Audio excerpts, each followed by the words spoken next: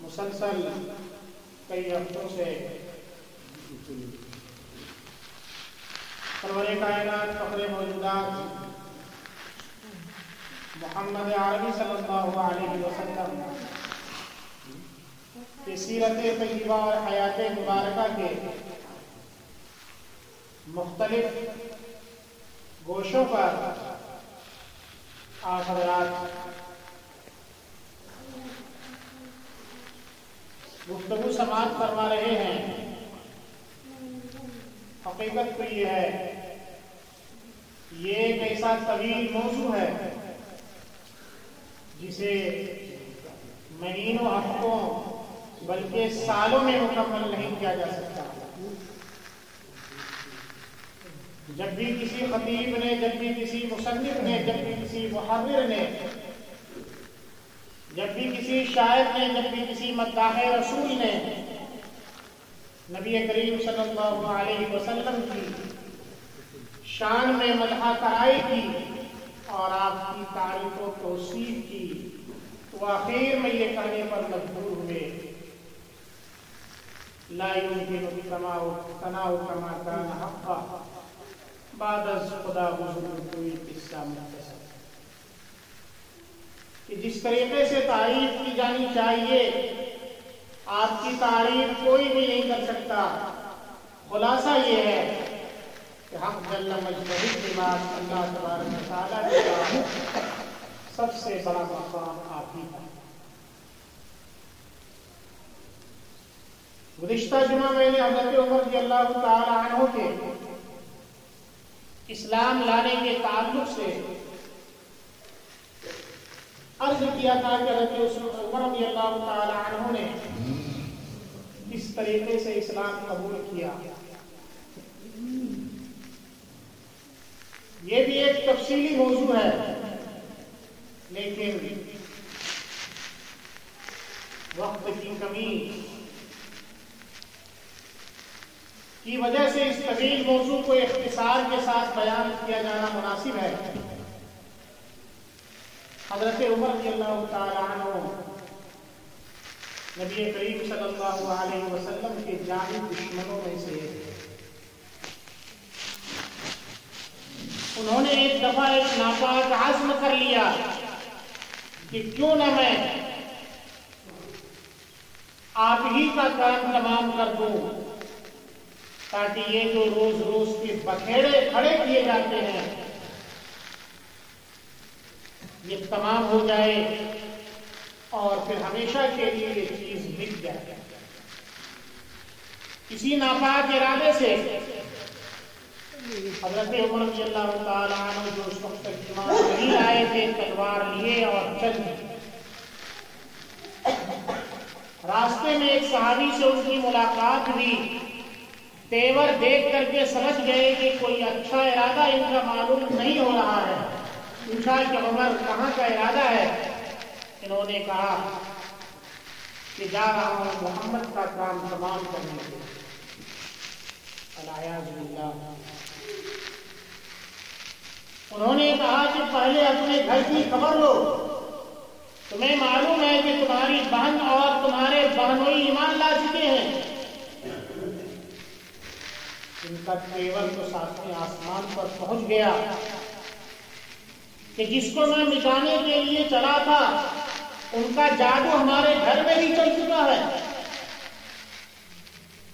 چنانچہ انہوں نے اپنا رخ بدلا اور سیدھے اپنی بہن جن کا نام فاطمہ تھا، فاطمہ کا نام سعید بن زید تھا، رضی اللہ تعالیٰ عنہ،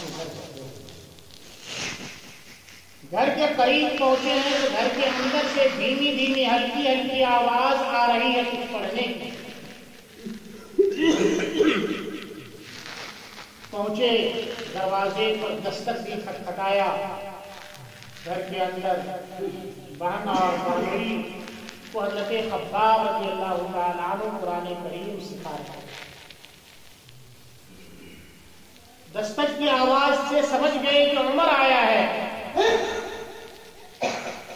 بہن بھی, آخر حضرت عمر کی بہن بھی, وہ سمجھ گئی کہ ان کا ارادہ اچھا نہیں معلوم ہوتا. حضرت خباب نے سکھایا, دروازہ کھولا اور پوچھا کہ وہ لوگ. انہوں نے کہا کہ مجھے معلوم ہوا ہے کہ تم اور تمہارے شوہر دونوں ایمان لے آئے ہیں. جب آدمی کے دل میں ایمان بھر کر جاتا ہے, ایمان جاگوسی ہو جاتا ہے, بیٹھ جاتا ہے, تو پھر کسی بھی باطل قوت سے بڑی طاقت کے سامنے میں وہ گھبراتا نہیں ہے. چنانچہ حضرت عمر رضی اللہ تعالیٰ عنہ کی بہن نے بھی یہی کیا اور سامنے سے کہا کہ ہاں ایمان لے آئی ہو, بول تجھے کیا کرنا ہے. اور ظاہر بات ہے کہ جس ارادے سے گئے تھے, مارنا اور پیٹنا شروع کیا بہنوئی کو. بہن چھڑانے کے لیے آئی, انہیں بھی مارا, یہاں تک کہ خون ٹپک گیا. اس کے بعد خون کو دیکھ کر کے حضرت عمر رضی اللہ تعالیٰ عنہ کا تیور تھوڑا ٹھنڈا ہوا. پوچھا کہ اچھا جو پڑھ رہے تھے ہمیں دکھاؤ. بہن نے کہا کہ آپ ناپاک ہیں, آپ جائیے پہلے غسل کیجیے, اس کے بعد ہم آپ کو دکھائیں گے. اور بھی تیور نرم پڑ چکا تھا. گئے, غسل کیا, اور پھر وہ صحیفہ جو پڑھا جا رہا تھا ان کے ہاتھوں میں دیا. سورہ طٰہٰ کی وہ آیات کی. جب وہ اس آیت پر پہنچے, اننی لا الہ الا انا فاعبدنی واقم الصلاۃ لذکری, تو حضرت عمر رضی اللہ تعالیٰ عنہ کے دل کی دنیا بدل گئی. ان کے آنکھوں سے آنسو کا قطرہ جاری تھا. حضرت خباب رضی اللہ تعالیٰ عنہ جو اب تک اندر میں تھے, اب ان کی بھی ہمت بندی اور وہ باہر آئے اور ان سے کہا کہ آج ہی رات نبی کریم صلی اللہ علیہ وسلم نے تمہارے حق میں دعا کی تھی, لگتا ہے کہ وہ دعا قبول ہو گئی ہے. آپ نے اسی رات ابو جہل ابن ہشام اور حضرت عمر رضی اللہ تعالیٰ عنہ, ان دونوں میں سے کسی ایک کے لیے دعا کی تھی کہ اللہ اسلام کو طاقت و قوت عطا فرما. ان دونوں میں سے کسی ایک کے ذریعے, جو تیرا محبوب ہے, جو تیرا پسندیدہ ہے. اللہ کا پسندیدہ عمر تھا, چنانچہ ان کے حق میں دعا قبول ہوئی. کہا کہ مجھے محمد کا پتہ بتاؤ.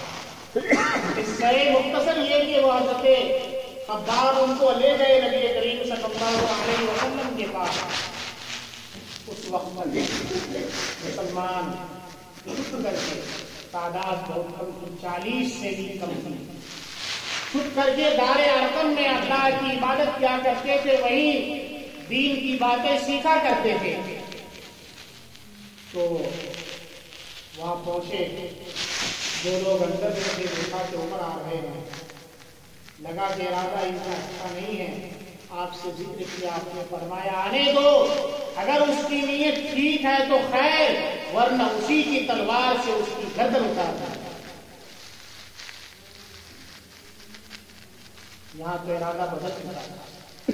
گئے, دستک دی, آپ کے پاؤں میں گرے اور آپ سے عرض کیا کہ دین اللہ نے آپ کو دے کر کے بھیجا ہے, ہمیں اس دین میں داخل کر لیجیے. چنانچہ حضرت عمر رضی اللہ تعالی عنہ کلمہ پڑھ کر کے ایمان لیا۔ پوری وادی نعرے تکبیر کے صدا سے گونج اٹھی۔ حضرت عمر رضی اللہ تعالیٰ عنہ نے فرمایا کہ کیا ہم حق پر نہیں ہیں؟ آپ نے فرمایا کہ ہاں حق پر ہیں۔ کہا جب حق پر ہیں تو ہم چھپ کر کے اللہ کی عبادت نہیں کریں گے، چلیے خانہ کعبہ کے صحن میں وہاں ہماری نماز۔ ایسا جگر، ایسا حوصلہ اور ایسا عزم اللہ نے حضرت عمر رضی اللہ تعالیٰ عنہ کو دیا۔ اس کے بعد مسلمان خانہ کعبہ کے صحن میں نماز ادا کرتے ہیں۔ حضرت حمزہ رضی اللہ تعالیٰ عنہ ایمان لا چکے تھے، نے بتایا یہ دونوں اسلام کے ایسے بطل جلیل اور ایسے ہیرو ہیں کہ کفر کی طاقت اور قوت ٹوٹ چکی ان کے اسلام لانے کی وجہ۔ اب انہوں نے سختی کے بجائے نرمی کا پہلو اختیار کرنا شروع کر دیا اور شنید پر مصالحت پر آمادگی ظاہر کی۔ چنانچہ قریش کے وفود آپ صلی اللہ علیہ وسلم اور ابو طالب کے پاس آنے لگے۔ ایک دفعہ قریش کا ایک مجمع بیٹھا ہوا تھا، ان میں عتبہ بن ربیعہ جو قریش کا سردار تھا اس وقت، انہیں لوگوں سے کہا کہ مجھے محمد کے پاس جانے دو اور اس سے گفتگو کریں۔ چنانچہ وہ آئے اور آپ صلی اللہ علیہ وسلم سے کہا کہ میں کچھ باتیں آپ کے سامنے میں رکھنا چاہ رہا ہوں، اگر آپ نے قبول کر لیں تو اچھا ہوگا۔ آپ نے فرمایا کہ اچھا اپنی بات رکھو۔ انہوں نے جو باتیں رکھی ان میں یہ کہ اگر آپ یہ چاہتے ہیں کہ آپ کو قبیلے کا سردار بنا لیا جائے تو ہم متفقہ طور پر آپ کو اپنے قبیلے کا سردار تسلیم کرتے ہیں، اور اگر آپ کو اس مشن کے ذریعے سے مال و دولت کی خواہش ہے تو ہم اتنا مال اکٹھا کیے دیتے ہیں کہ آپ تمام لوگوں میں سب سے زیادہ مالدار ہوتے ہیں، اور اگر آپ کی خواہش بادشاہ کی ہے تو ہم آپ کو اپنا بادشاہ تسلیم کر دیں گے، اور اگر یہ نہیں ہے جو آپ کے پاس آ رہا ہے وہ کوئی جن ہے، بھوت ہے، تو آپ ہمیں بتائیں، ہم اس کا علاج کیے دیتے ہیں۔ آپ نے فرمایا تمہاری بات پوری ہو گئی؟ کہا کہ آپ نے فرمایا کہ اب میری سورہ صاد کی 13 آیات آپ نے پڑھی، آپ پڑھتے جا رہے ہیں، اور ابو ولید یعنی کہ عتبہ ابن ربیعہ کے اوپر ایک عجیب سی کیفیت طاری کی۔ چپ چاپ ہاتھوں کو ٹیک کر کے تکتگی لگائے ہوئے آپ کے کلام کو سن رہا تھا۔ جب آپ فارغ ہوئے تو فرمایا تم نے میری سن لی؟ کہاں سن؟ چپ چاپ وہاں سے اٹھے، قریش کے مجمع کے پاس آئے اور ان سے کہا کہ محمد کو اپنے حال پر چھوڑ، وہ جو کر رہا ہے کرنے دو، خدا کی قسم جو وہ لے کر کے آئے ہیں وہ کلام رکنے والا نہیں ہے اور چہار دارو عالم میں پھیل کر دے۔ لوگوں نے محسوس کیا کہ شاید یہ بھی ایمان لے آئے گا، لیکن مقدر میں نہیں تھا، اس لیے وہ بھی ایمان نہیں لائے۔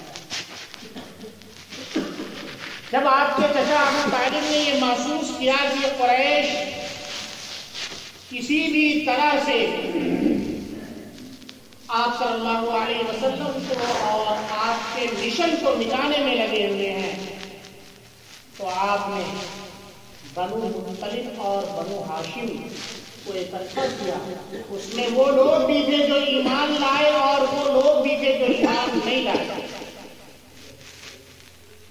خاندانی حمیت کے اعتبار سے دونوں خاندان کے لوگ، خاندان مطلب اور خاندان ہاشم کے لوگ جمع ہوئے۔ ابو طالب نے ان کے سامنے میں بات رکھی کہ روز روز قریش کا حملہ بڑھتا ہی جا رہا ہے ان کی طرف سے شدت، یہاں تک کہ ان میں سے بعض لوگوں نے ایک دفعہ آپ کی یہ پیشکش بھی کی تھی ابو طالب کو کہ ہم آپ کو عمارہ بن ولید، ابو طالب سے کہا تھا کہ آپ کو دیتے ہیں، ان کو آپ اپنا بیٹا بنا لیجیے اور محمد کو ہمارے حوالے کر دیجیے، ہم ان کو قتل کریں۔ ابو طالب نے کہا واہ، یہ تو بڑی اچھی پیشکش ہے، تم دوسرے کے بیٹے کو دے رہے ہو، ہم اس کو پولیں پاسیں پوسیں اور ہم اپنے بیٹے کو تمہیں دے دیں، تم اس کو قتل کرو۔ اس طریقے سے بڑی کوششیں ان کی طرف سے ہوئی۔ اب ان لوگوں نے بھی سوچا کہ اجتماعی طور پر ہمیں بھی مقابلہ کرنا چاہیے، یہ دونوں خاندان مل گئے۔ ادھر قریش کے دیگر خاندان والے نے بیٹھ کر کے خیفے بنو کنانہ کی وادی محصب میں بیٹھ کر کے ایک میٹنگ کی، ایک مشورہ کیا، جس میں یہ ٹھان لی کہ محمد کو، ان کے ماننے والوں کو اور ان کے خاندان والوں کو مکمل بائیکاٹ کر دیا جائے، جس کو سوشل بائیکاٹ اور سماجی بائیکاٹ کرتا ہے۔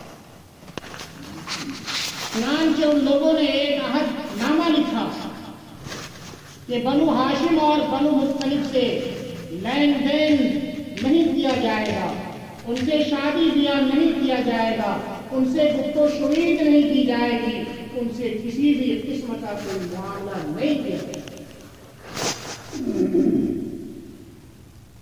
اور یہ عہد نامہ لکھ کر کے خانہ کعبہ میں لٹکا دیا۔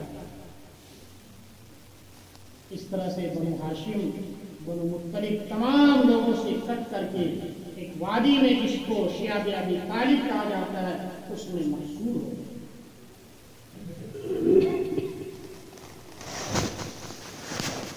اتنا ہی ہوتا تو کام چل جاتا، لیکن باہر سے جب بھی کوئی قافلہ، تجارتی قافلہ آتا اور ان سے یہ لوگ بنو ہاشم، بنو مطلب کے لوگ کچھ خریدنا چاہتے تو دیگر لوگ بڑھ چڑھ کر کے زیادہ قیمت دے کر کے پہلے خرید لیتے تاکہ غلہ ان کے پاس نہ پہنچ سکے۔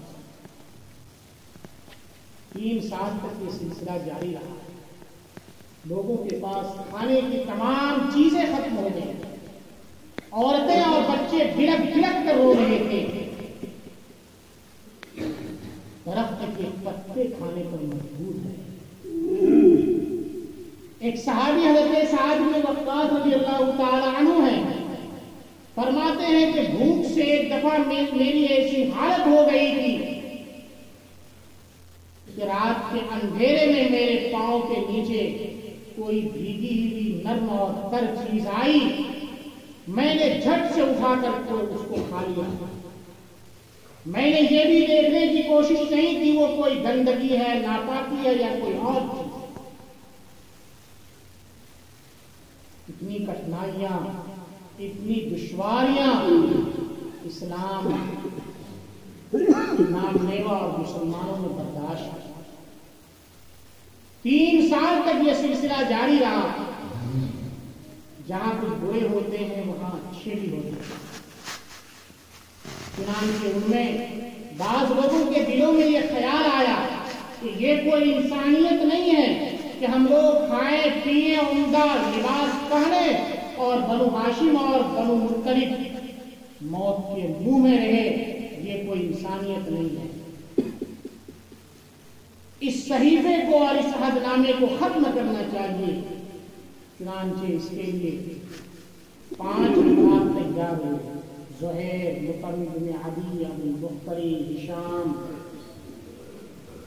ان لوگوں نے مل کر کے آپس میں مشورہ کیا کہ کل جو ہماری میٹنگ ہوگی خانہ کعبہ کے صحن میں، وہاں ہم یہ آواز اٹھائیں گے۔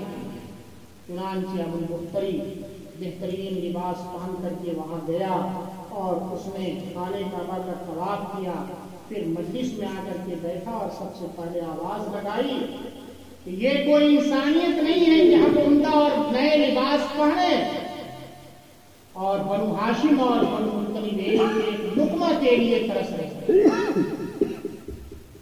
دوسرا شخص بھی بول پڑا, تیسرے نے بھی اس کی تائید کی, چوتھے نے بھی اس کی تائید کی, پانچویں نے بھی اس کی تائید کی. ابو جہل ملعون نے کہا کہ لگتا ہے کہ یہ مشورہ پہلے سے کیا جا چکا ہے. اتنے میں ابو بختری کھڑا ہوا کہ عہد نامے کو چاک کرے کہ ابو طالب بھی اس مجلس میں وہاں پہنچ گئے تھے, اور انہوں نے کہا کہ آج مجھے محمد نے بتایا کہ اللہ نے مجھے یہ خبر دی ہے کہ عہد نامے کو کیڑے نے چاٹ کر کے ختم کر دیا ہے, صرف اس میں وہی چیز باقی ہے جس پہ اللہ کا نام لکھا. اگر یہ بات سچی ہے تو عہد نامہ ختم ہونا چاہیے, اور اگر یہ بات غلط ثابت ہوئی تو آج ہی میں محمد کو تمہارے حوالے کیے دیتا ہوں, تمہیں اختیار ہوگا جو چاہے تم کرے. یہ کوئی چھوٹی موٹی بات نہیں تھی, 101% اس میں صداقت تھی, کہیں جا کر کے اتنا بڑا سودا کرنے کے لیے حضرت ابو طالب تیار. ایک شخص کھڑا ہوا, کہا کہ خانہ کعبہ کھولا جائے اور عہد نامہ نکالا جائے. نکالا گیا تو لوگ دیکھ کر کے دنگ رہ گئے کہ پورے کے پورے عہد نامے کو دیمک نے چاٹ کر کے صاف کر دیا ہے, صرف بسمک اللہم. ہم جو بسم اللہ الرحمن الرحیم لکھتے ہیں, پہلے مشرکین بسمک اللہم لکھتے تھے, اے اللہ تیرے نام سے. صرف اللہ کا نام اتنا ہی حصہ باقی تھا, چنانچہ عہد نامہ ختم ہو گیا, پھاڑ گیا. 3 سال کے بعد وہ لوگ باہر آئے, اور اس کے کچھ دنوں کے بعد ابو طالب بیمار پڑے. غالباً رجب سن 10 نبوی میں ان کی وفات ہوئی, اور اس کے 3 دن بعد اور ایک روایت کے مطابق 3 مہینے کے بعد آپ کی سب سے شہید بیوی حضرت خدیجہ رضی اللہ تعالی عنہا یہ بھی وفات کر گئے. سن 10 نبوی سے اعتبار سے آپ کے لیے عام الحزن کہلایا, غموں کا سال. ابھی تقریباً 13 سال کے واقعات باقی ہیں اور اصل واقعات آنے والے ہیں, لیکن افسوس کے ساتھ یہ کہنا پڑ رہا ہے کہ مدرسے سے اطلاع آئی کہ آپ کو اب